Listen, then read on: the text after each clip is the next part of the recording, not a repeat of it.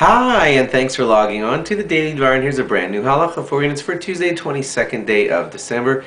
Here we go. Today's halacha is this. You know that there is such a thing called Nusach Ashkenaz, and another one called Nusach Sfar. These are basically like different styles, I could say, of how to daven.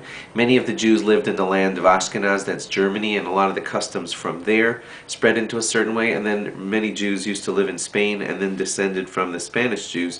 And over the years, the customs have evolved as such. People who were from Ashkenaz had many descendants who ended up all over Europe, and they follow the custom of Ashkenaz. That's one style of davening with little differences in the wording.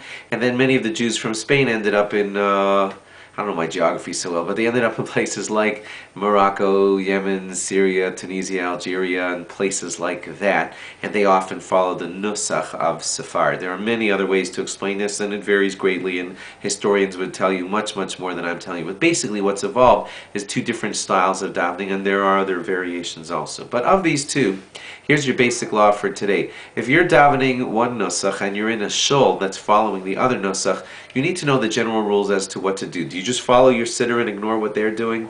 Or do you just follow them totally? So the answer generally is, maybe tomorrow we'll get to a few more of the exceptions, but generally the rule is that whatever you say quietly, you can say according to the Nusach that you're used to. So if you're Ashkenaz and you're used to davening the Ashkenaz style, say all the quiet stuff your way, the Ashkenaz way. When you get to stuff like Kedusha, things that are said out loud in unison, those kinds of things you should certainly say the way the congregation is saying them. That's the general rule.